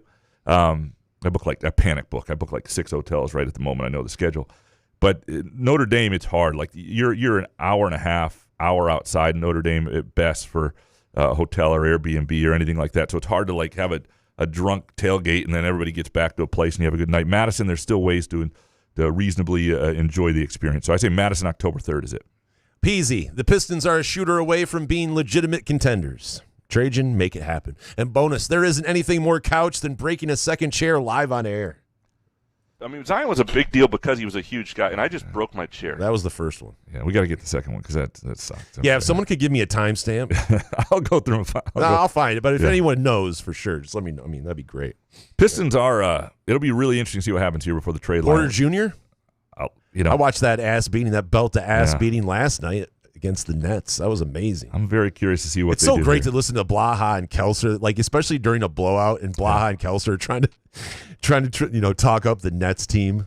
Cam Thomas, if you haven't seen Cam Thomas, and I'm like, come on, guys. Listening to Blaha do a relevant Pistons game though is as warm as a Muskox flannel. I'm telling you, it is a great feeling. By the way, if you're making that Madison trip, that's beginning of perfect flannel weather. October 3rd in Madison. Alex Mayer, the only thing more useless than bowl games these days is the Pro Bowl. Football needs to figure out exhibition season or just drop it. Is there still? Was there a Pro Bowl yesterday? I don't even know what happened. Flacco and Shador made unbelievable. That's what I mean. Just cancel it. If they cancel it, no one would care. Nobody. I bet you a majority of people think it's already canceled. I had no. Just name guys to a Pro Bowl. I don't give a shit. I don't need to watch it. And the same, the NBA, I know they do more of a weekender on it. There's more money involved. I pay no attention to the NBA All-Star Weekend anymore. It's impossible to anymore. Yeah. It's not fun anymore. Maybe the 3-point contest is fun, but other than that, I mean, the dunk contest, you can have it on because there's no other sports on. But I do like the idea of opening it up. They opened it up to what's the guy, the dunker was in the G League.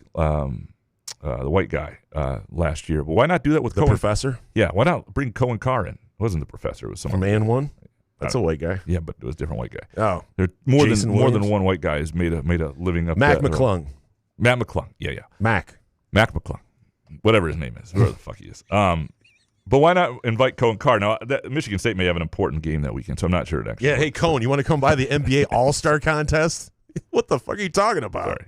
Keep him away from that shit. Fix that in post. You know how many whores are there? I mean, sorry, W words. Spartan Johnny. Number one, I love how low-key pissed Couch was that Rube legit dunked back in his day. You could feel the shame Graham was experiencing in his tone, delayed line of questioning, etc. Not quite the same shame level as completely ignoring what Harry was saying. But very, very close. So tell me about A.J. Barner, Harry. Again. Dude, I need to go back and listen to that. Dude, Dusty coming out early and taking it in, I hate to say, was a really cool moment for the rivalry. And 3, why Elizabeth still married Graham when he bought her a mattress topper and vacuum for Christmas the year he was going to propose. 2015, baby. Did those gifts happen to coincide with the decision to not do Xmas gifts anymore? Has G considered maybe those gifts were so awful she canceled it? I have not put that together, but it is possible that she's like, you know what, it's just better. We just don't do it. Let's not do gifts. No, she knows the story. She knew, and later on, after I actually did propose, like a month later, I told her the full story on what the plan was. So she knew those weren't the gifts that were planned. It was a wedding ring, and I just panicked in the couple days before. Yeah, smart. TC Brunsey next. Number 1 with Reed, the latest live golfer refugee to return to the PGA. Is live golf going to fade further away? Has anyone really paid much attention to live? Are we seeing the beginning of the end of Saudi sports watching? And 2, every February, without exception, I renew my claim that the nice summers in Michigan are too short to outweigh the gruesome horror of 6-month winters. I feel like a Uruguay rugby plane crash survivor forced to consider cannibalism to survive. This has been a particularly long stretch here, and made better with muskox, but muskox flannel, it's almost over though. Yeah, we're getting close. Yeah. February's short. You get to March. March Madness. We're getting there. We are getting there. And we got the Masters coming up. I'm just going to keep naming events throughout the summer here. You know, with Live, it is interesting. I do think, the Live Golf Tour is going to be done. Going to be toast here shortly. It really depends on Bryson DeChambeau. They need to offer Bryson DeChambeau. I know he wants $500 million. I think he might be worth it because I did go to Live Detroit last year, and the people follow. I've never seen anything like it. I haven't been to many golf events like that. I've been to about a handful so far in my life. And Bryson DeChambeau had the craziest gallery. So they better resign. If you see Bryson DeChambeau either come back to the PGA Tour or, like he said, he's just going to do YouTube golf because he makes a ton of money doing that too. So I think he wants to come back to the PGA. I think a lot of the guys that are coming back to the PGA did so because they gave, the PGA gave him an out. Like, Koepka had to give up his equity, which is a lot of money too. But so I think, is it going to stop the sports washing of Saudi money? They have endless money, and they want to make this work. And they just got a De La Sasso out of the college ranks or whatever. He's a great young player. So if they get these young players, I just don't know. They're going to 72 holes now, and a lot of the guys that signed up previous wanted to play that short 54-hole thing, that 3-round thing. And like I said, we did go to the Live tournament in Detroit. I didn't really see much golf. We did show up a little late because they have the shotgun start, so it's a lot of different things. I could see the Saudis pouring more money into it to try to keep it going, but that's only if Bryson leaves. I think it could end in no time. I don't know that I don't know that they want to pour unlimited money into it. They do want to be relevant on the national sports scene, and I don't know that. But that's the question. Are you relevant? I have watched Live Golf on TV. I do enjoy it, have it on a second TV or something like that. But the team structure, I'm not really a fan of. I do like some of the guys that are still on there. But, yeah, Phil's not playing in a couple of these. They have an event coming up tomorrow, I think, and all these guys are sitting out. So they've got it's going to be tough for Live. Yeah, and they've got, leagues partnering with them, and they've got, the soccer is not – the thing that's happened is while they've gotten some guys late in their careers and a few guys here and there, they've not been able to really disrupt like European soccer or anything like that with their own leagues. You have to have names. It's not just golf. The football leagues that try every freaking summer – if you don't have names, people aren't going to care about it. Football, everybody loves football. But when you throw it on in April or May or whatever, but there's no names, no one gives a shit. But to the question here is, I do think if they have names and they have a product, a lot of people will overlook the Saudi sport. The sports I've already done that. Yeah. Corey Ostrom, Cooper, and Kohler are playing too many minutes and are unable to close games with peak energy. With rest, they will shoot, defend, and rebound better. For that to happen, Cam Ward needs to take care of the ball, and McCullough needs to defend better. This MSU team's ceiling depends on this. It's an interesting point here. I do think Kohler plays at such a, he's just so amped up at times, and he plays a certain way that you have to be careful those minutes. And they've done it largely. I do agree that, like, Ward and McCullough, if they can count on those guys, if those guys become more and more reliable. And McCullough's had these moments, and it happened against Michigan too, where he's really good for a minute.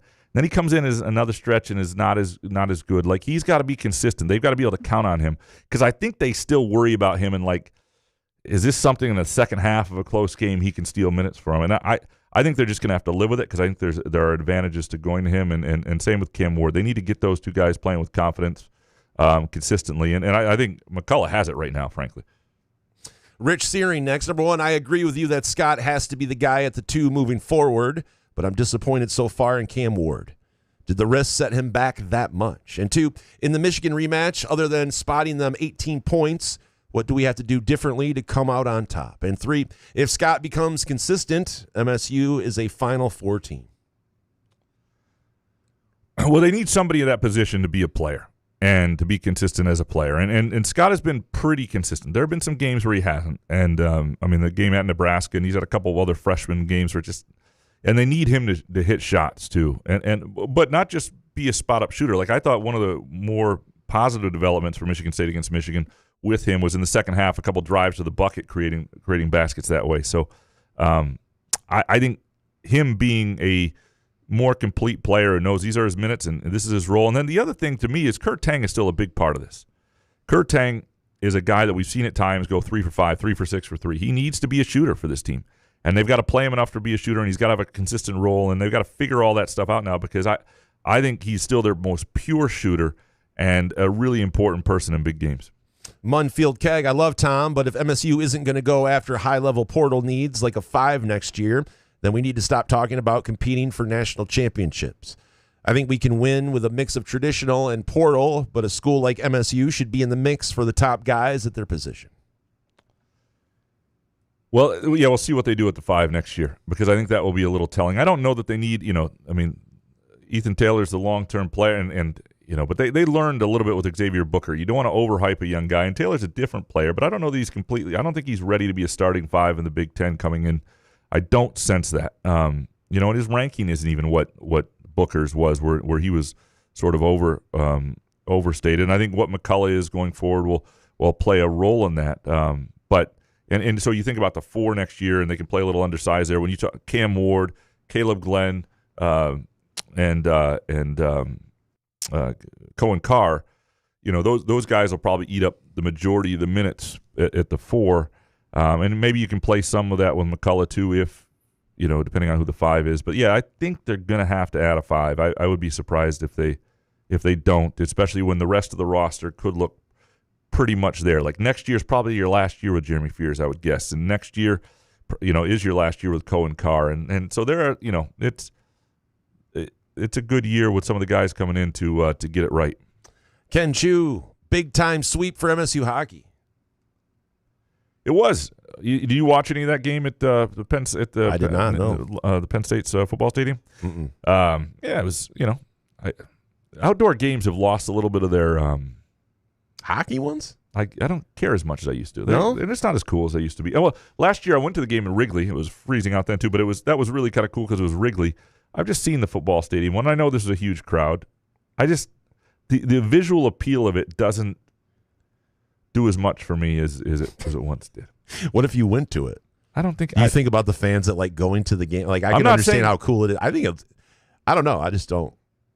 Yeah, I don't have your take on it, I guess. If you want to play it outside, let's do it. They've crept back in within striking distance of Michigan here, and this be a big week. Sparty Barb, number 1, shout out to Jordan Scott's mom for teaching him to compete with toughness and tenacity every time he steps on the court. And 2, Jesse McCullough gets a significant increase in playing time against Minnesota. And 3, MSU women's hoops upsets UCLA. And bonus, thank you, MSU hockey, for saving my weekend. Go green. Go God. The MSU women's basketball. Go green. Go God. MSU women's basketball could use a game like that, like against a really elite team where they pull off that win at home and sort of show that next gear. Because I think as long as they don't, have an injury or really fall off, they're going to be a top 4 seed. Every metric has them in the top 15, top 10, even top 11. And, if you're a top 4 seed, you're hosting 2 rounds of the NCAA tournament, and we see what Breslin can be as a home court, and you got a chance to get to the Sweet 16. And I don't know that this team has more than that in it, so maybe not. But you would, at some point, to see them, take down a team like a UCLA, even if it's on their home court where you have some advantage, and I think they will have a good crowd that night. that is something this program still hasn't done and would be interesting. Shep, next. Couch, you were rightfully to complain about fan media besmirching the reputation of fine journalists like yourself. Were those guys you did the Michigan MSU podcast fan media? What does that say? Was that right? Yeah, I think so. Yeah, what does that mean? I sure hope so, as holy shit, even Sam Webb and Hondo would be embarrassed by how hard they gargled Michigan and Dusty May's balls for 60 minutes. You look good in your muskox flannel, however. Did you do you did a podcast. What podcast is this? Maybe I blacked out last week. Didn't you and Solari do one with those were the Freep guys. The white guy that's Tony Garcia? The white Tony Garcia? Yeah. Those were all Freep writers and editors. I like how you had no idea, though. I had to jog your memory. No, if I didn't say anything, you'd be like, what is he talking about? I did you just did it like last Friday. Well, I did a podcast with a couple friends who are MSU fans. The Final Four is not here under the basket. The Final Four is not on the schedule. Right. They do a nice job. It was not that. It was just it was a couple friends out of West Michigan, and so we talked about the game. Everybody has a podcast, but Jesus, these were not MSU fan media. They were the beat writer for Michigan. Oh, all right. Why are you so defensive? Just asking. Yeah. Mojo Jojo shoveling take. Graham, your wife is a saint for not making you shovel. Just moved from your favorite place, San Francisco, to Chicago, and damn, I forgot how much this sucks. And dad take. Couldn't agree with Jason more about the managing kids of today versus letting them be bored or make their own fun. My niece and nephew bring their therapy dog to all the meals and need constant entertainment. Teaching my kid, who's 1 year old, to be self-sufficient to avoid that. Damn, you can get a therapy dog? I cannot eat without my therapy. Dude, I would have asked for a therapy dog when I was a kid. I don't think that we didn't have therapy dogs when we were kids, though. No. There wasn't allowed. There was just things to make us shut up. Yeah. That was what it was called back in the day. Or you had to go eat in a different room by yourself. No way my dad was giving me a dog to shut me up, though. Just tell me to shut up. Yeah, no, it's not. Go make your own fun. Yeah. Wow. Yeah, no, yeah. But you shovel, don't you? Like, your wife doesn't shovel every time. She does not shovel at all. No, what I mean is she doesn't want me to shovel. I have to snow blow. If it's a dusting, I can shovel, but she's worried about me having a heart attack. So I have to snow blow that. Yeah, I mean, like, she does not want me shoveling. She thinks it's the leading cause of death among men my age. People under 50. Well, upper 40s. Yeah, it's not good. It's not safe. She thinks so. I am not allowed to shovel. Did you hear that, T? Thomas, I expect both MSU hoops teams to beat Michigan next time around. Both games were frustrating this weekend, but each team was right there and just needed a few shots to fall back. Yeah, both teams are capable of winning that game. I mean, you don't lead twice in the second half if you're Michigan State men and the women were up one late. They had a shot that went in and out at the buzzer, and so you can win that game. I think we could all admit that at best Michigan State men and women are winning those games 3 out of 10 times right now, and the question is, and sometimes that's all it takes. It's a one-off sport when it really matters, but the question is, can you make it better than that by the end of the year? And we've seen MSU teams that have done that. And then sometimes you have a ceiling. Dave Berwaldi next. Jalen Rose handled Izzo the hammer he needs for the rest of the season Saturday afternoon. Jalen's "I was squirming on the edge of my seat" clip, along with the original ass wipe video, will make its way into the team film study regularly. I didn't see this. What did Jalen Rose do? I don't know what he's talking about. Yeah. I think everybody's smoking really good weed and they're not passing it. We had a fucking limerick about grilled cheeses, and I don't know what Dave's talking about. I got to say, I'm going to have grilled cheese for dinner. It does sound great. It sounds amazing. A little tomato soup and grilled cheese. Quartered pickle. Damn it. All right. Some dude, number one, the pumpkin cheesecake donut at Groovy Donuts may be the finest I've ever had, without necessarily tasting too much like pumpkin or cheesecake. And two, it's amazing. I remember when the Lions started turning it around on defense that Aaron Glenn said, hey, we're going to focus on stopping the run. I think this needs to be the first step for MSU football right now. Everyone is crying that we don't have the edge guys you need, but man, if we can't stop the run, that's a hell of a start. Yeah, if you can stop it, it does make a difference. You make somebody one-dimensional, it changes things, and even But it is great to get to the quarterback 100% on the edge. But you think about the last great MSU defenses, and I'm talking like the last great D'Antonio defenses. Mm-hmm. What those teams had, and they did have Kenny Willekes on the edge, right? But they also, you just couldn't run on them, and they had good corner. They had a lot of things going for them, but when you're one-dimensional, it makes life miserable, and that would be you're right. It would be a good place for Michigan State to get to. Clint One Ball Baney next. Number 1, MSU lost to the better team on Friday. Let it go and focus on getting more help from everyone but Jeremy Fears. And 2, Don Lemon's hubby had the same glare that Sharon Moore's wife had in court when she bailed him out of jail. Looks like he will finally play the husband for once because there is nothing like a woman scorned. And 3, great weekend for MSU hockey.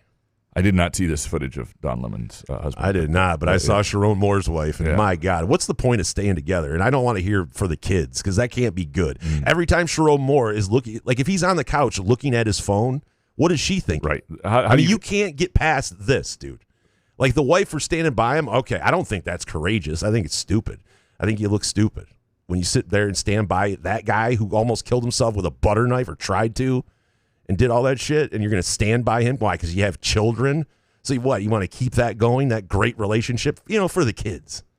Everything's for the kids. I think the big mistake was giving Dr. Phil a show instead of you. I think I would have watched on afternoons. Let's call it the hypocrite. I would have watched the heck out of your show. The dumb hypocrite. Yeah, I would have watched you give advice and reveal weekdays at 4 paternity on tests Channel and 10. all that stuff. Yeah, Maury Povich, my ass. Give me the rube. Am I wrong? Am I wrong though? I mean, tell me I'm wrong. Like, how do you keep that marriage, Sharon Moore and his wife? How do you keep that if you're her? I'm not sure it will stay together. I have no idea what their relationship is like or her reasons right now. I know. I know exactly what it's like right now. Well, yeah. I mean, I don't know how you would ever trust that man. I don't, because it's not like, yeah. Or the next woman. Yeah. It's to be like, oh yeah, you're Sharon Moore, right? Yeah. Hide the butter knives. Matty B, number 1, nice little article dropped by the Detroit News last week. I'm sure the timing was just another little oopsie. How many articles have looked into Michigan's champion circle? MSU gets something good, and of course, the blue wall shits all over it. Cover both schools equally. And 2, once again, there was an obvious need for MSU at shooting guard that everyone could see. And we went bargain shopping in the portal. I'm not asking to pay $5 million for a guard, but can we aim higher in the portal to die trying? And bonus, there is not a worse fan base in America than Michigan. Just uneducated hyperbole after they win, and every win is some indictment on the future of MSU. Show us on the dial where Izzo hurts you, Michigan fans.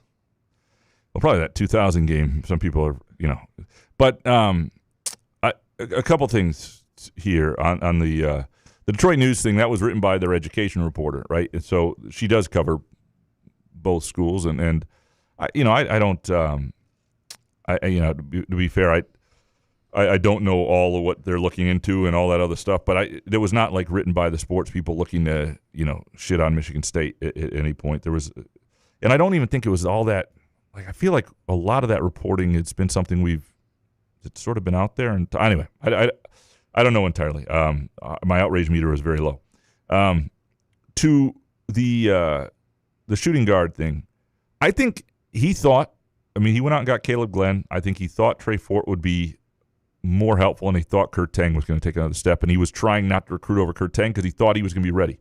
You think about last year, Jace Richardson turned out to be ready. He thought sophomore Kurt Tang was going to be somebody they could count on in a bigger role than they've been able to, and they just misjudged it, and that can happen with a transfer, and we've seen that, and sometimes it takes a little while. It's easier said than done. It's also tough, and I know you're not saying pay $5 million for a guard, but there's a trickle-down effect to that too. Like, if you go out and pay $1.5 million for a guard, now you've got to, I'm not saying exactly what everybody makes, but you've got to up the finances of a lot of your guys who are already there by a considerable amount. And so now what's your budget and how much money do you have? I'm not saying it was impossible. I'm not saying they shouldn't have done it. I'm just saying I think their thought was they were going to get a little more out of the shooting guard than they got, and they misjudged it. Mr. Ben Jen, in 2 years, Jordan Scott will be everyone's favorite player and be top 2 on the team in points, steals, and rebounds. # in early. And 2, Rube, golf is a mess right now with Liv seemingly exploding. We will finally get one tour with all the best players again by 2027, right? Not all of them, but most. Well, a majority of them, yeah. Even though the past, 2 tournaments, these guys won by 8 strokes. Justin Rose and Scotty Scheffler, so they were kind of blowouts and kind of boring on Sundays. Need some more closer tournaments here, but I'm enjoying the PGA Tour. I don't know. I don't mind what LIV does. I like the DP Tour. I watched the Tiger Woods, the Rory Indoor League. So I don't know. I think golf is fine. It's going to be interesting. Like I said earlier, Bryson DeChambeau with LIV. If he has to play out this year through his contract, and then after that, that's what I think will sink LIV if he doesn't come back. Spartan Dog 97 next. Fitzgerald better be careful with this rebirth, not rebuild stuff. It's going to be a lot less cute when they're fighting for bowl eligibility at the end of this year. To me, a rebirth is 8 wins and beating Michigan. But a rebirth is not necessarily 1 year, right? A rebirth is, 1 year where things are, it's the first year you have to feel some momentum, but it's got to be, the program's got to be on its way, and I don't know what that looks like. It's so weird with the way college football is built now, really to have a sense of what MSU will be. Like, you look at the roster now, and it looks like, I don't know how they're going to be much better than last year, but maybe some of these guys they've chosen are the right fits. Maybe some of the guys they develop are the right fits. I don't know what that's going to look like. I think we will feel it when it's happening, and until then, though, and I understand for fans, they should feel every which way. Fans are beaten down by MSU's football program. It has been a while, and even the best stuff has been sort of ruined by the coach who was here at that point. So I get it. We don't have enough time for all of that. Actually, sorry. Matt C. Number 1, I love Izzo, but he failed this offseason again. All he needed to do is pay Jace whatever it took or go get an Elite 2 guard, and we could have won a national title. Instead, he went to the Dollar Tree and got Trey Fort, who is useless. This team's ceiling is a Sweet 16. And 2, Jackson Kohler will have no legacy at MSU if he comes out and plays like that against Michigan again. Truly pathetic first half for him and all the upperclassmen. They look like scared children. And 3, Fitzgerald has a 2-10 roster, especially on defense. MSU football is wholly unserious. Where is all the money going? Because it's not to talent acquisition. We need to get this Matt C segment sponsored. Like, the most negative thoughts that are in your head, presented by, it could be, Xanax or whatever. We can have What's some the sort testosterone thing? Yeah, we can figure something. Boner pill? Yeah, something just to liven. Matt C, brought to you by Cialis. Yeah. It'll have to be a knockoff brand or something. Yeah, 2 people in a bathtub or whatever. What? Anyway, isn't that the Cialis commercial back in the day? Like, I don't know. You're making this weird. We should just move on. Sorry. Yeah. Well, where's it going?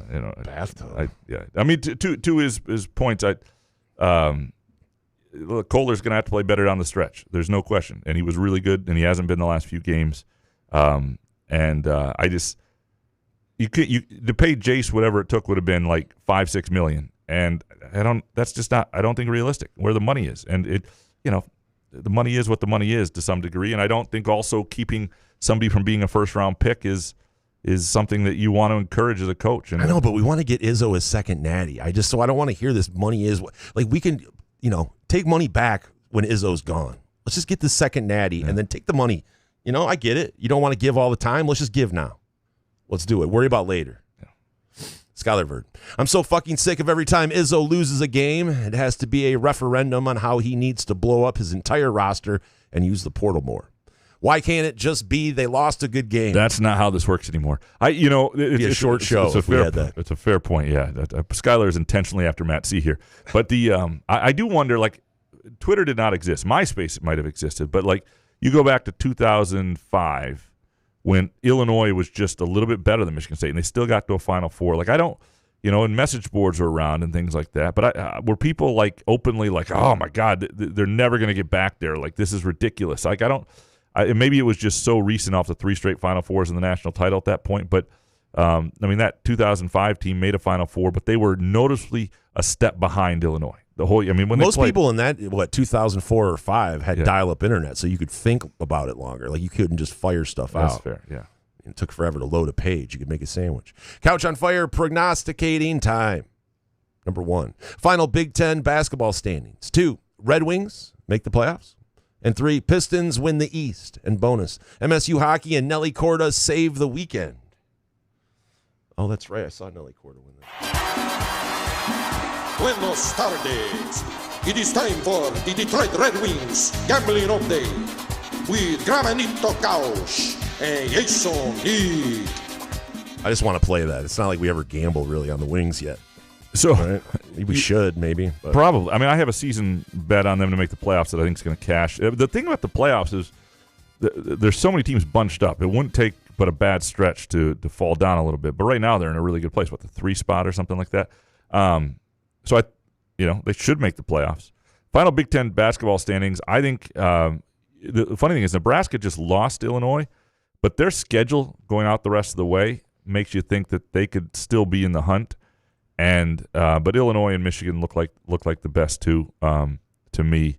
And Pistons win the East. Boom.